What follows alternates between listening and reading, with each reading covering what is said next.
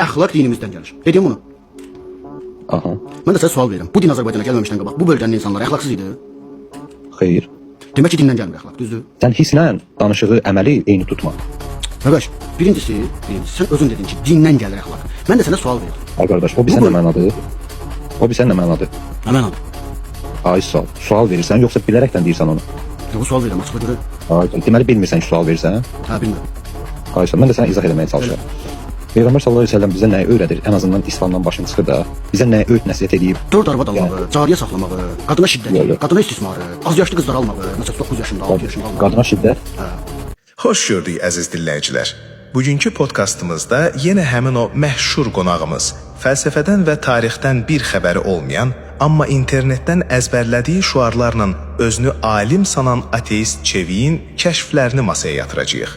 Bu dəfə o biologiyanı buraxıb tarixə və əxlaq fəlsəfəsinə girişib. Hə, izlədim o videonu. Çevik bəy bu dəfə elə bir sürətlə, nəfəs almadan danışır ki, adam elə bilir arxasınca atlı düşüb. Fəlsəfədə bu uşaq-muşaq taktikasına giş-gallop deyirlər. Yəni rəqibə söz vermədən eyni anda 5-6 dənə yalanı, təhrifi ard-arda sıralayırsan ki, qarşı tərəf psixoloji təzyiqə düşsün. Bir də prezentizm, yəni anaxronizm xətası edir. Adam 21-ci əsrin kondisionerli otağında oturub, 7-ci əsrin qlobal iqtisadiyyatını və sosiologiyasını mühakimə edir. Atalar demişkən, qazanın ağzı açıqdır, pişiyin həyasına nə gəlib? Özünü o qədər itirib ki, fəlsəfi olaraq necə batdığının fərqində deyil. Elə ilk olaraq o əxlaq məsələsindən başlayaq. Çevik fəxrlə deyir ki, İslam gəlməmişdən qabaq insanlar əxlaqsız idi. Xeyr, deməli əxlaq dindən gəlmir. Öz aləmində dini məntiqi olaraq çökdürdü. Vay, intellektual partlayış. Ay Çevik, sən nə vaxtdan əxlaq fəlsəfəsi mütəxəssisi oldun? Adam əxlaqın mənbəyi ilə əxlaqın öyrənilməsini bir-birinə qatıb kompot edib. Sənə kim dedi ki, İslam əxlaqı sıfırdan mən icad elədim deyir? Klassik saman adam xətası. İslam teologiyası deyir ki, Allah insanı yaradanda onun içinə, kodlarına fitrət deyilən bir vicdan kompası qoyub. İnsan dini bilməsə də, oğurluğun, cinayətin pis olduğunu daxilən bilir. Çünki yaradıcı o proqramı yazıb. Dinin gəlmə səbəbi o əxlaqı sıfırdan kəşf etmək deyil. O daxili fitrəti cəmiyyətin korlamasından qorumaqdır. Əslində isə bu məsələ ateizmin özünün ən böyük zəif nöqtəsidir, elə deyilmi? Əlbəttə, ateizmin əxlaqi iflası. Çevikdən soruşmaq lazımdır.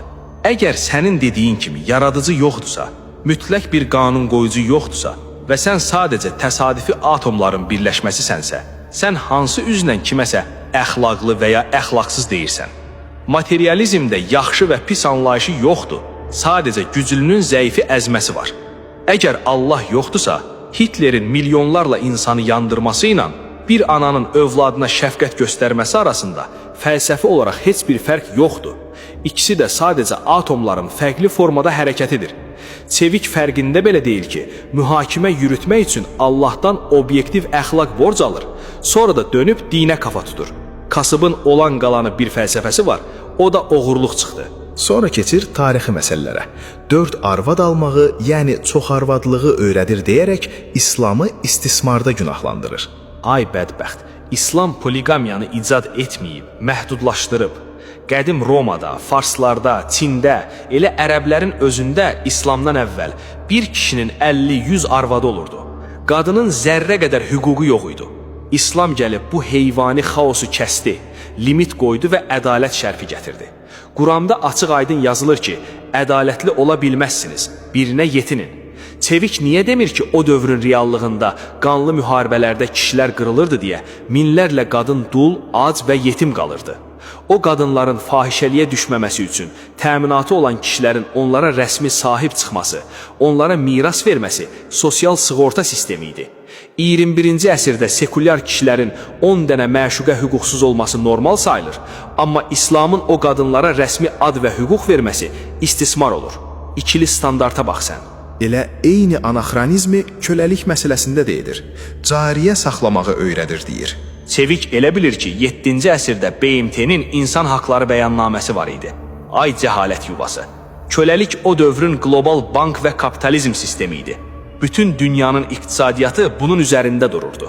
İslam birdən-birə köləliyi əlved etdim desəydi, milyonlarla insan küçədə acından öləcəkdi.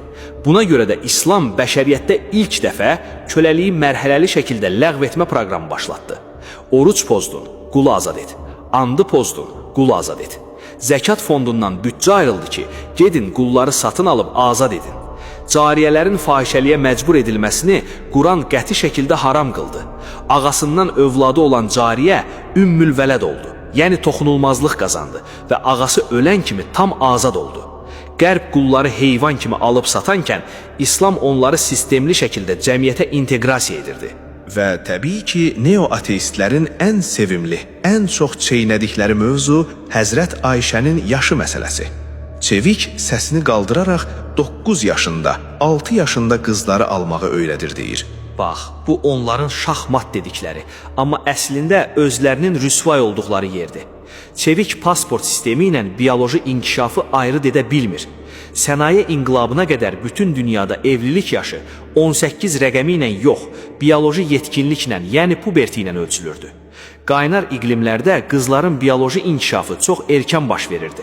Yəni o dövrün insanı üçün o uşaq deyildi, fiziki olaraq tam yetkin bir qadın idi. Üstəlik, Quran evlilik üçün sadəcə fiziki yox, rüşd, yəni psixoloji yetkinlik şərti qoyur. İndi gəl sənə tarix və riyaziyyat dərsi keçim. Buyur, faktlarla, dəqiq.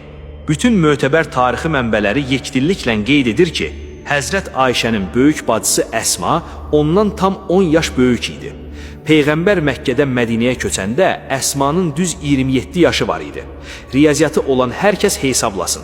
27-dən 10 çıxanda neçə qalır? 17. Deməli, hicrət ilində Ayşənin 17 yaşı var idi. Evlilik isə bundan 1-2 il sonra baş tutub. Yəni, Həzrət Ayşənin evlənərkən 6 və ya 9 yaşında uşaq yox, ən azı 18-19 yaşlarında tam formalaşmış, yetkin bir gənc xanım olduğu riyazi olaraq isbatlanır. Üstəlik, əgər bu pedofiliya olsaydı, Peyğəmbəri gözdən salmaq istəyən Əbu Cəhil, Əbu Ləhəb bunu bütün Ərəbistanda propaganda edərdi. Amma tarixdə heç bir düşmən bundan şikayət etməyib. Çünki Çeviyin uydurduğu bu nağıl o dövrdə yox idi. Möhtəşəm. Hər bir bəndi elmlə, tarix və riyaziyyatla yerlə yeksan etdik. Görünən odur ki, Çevik əslində elmi axtarışda deyil, populyar internet islamofobiyasını pafosla təkrarlayan bir dəqiq. Fəlsəfə onun əxlaq anlayışındakı nihilizmi ifşa edir, obyektiv tarix isə onun iddialarının anaxronizm olduğunu üzünə çırpır. İslam bəşəriyyəti Çevik kimilərin bu bəsit cəhalətindən qurtaran fundamental bir inqilabdır. Boşboğazlıqla həqiqəti örtbas edə bilməzlər. Hörmətli dinləyicilər, gördüyünüz kimi həqiqəti öyrənmək üçün səs-küyə deyil, kitablara və elmi analizə ehtiyac var. Növbəti podkastda görüşənədək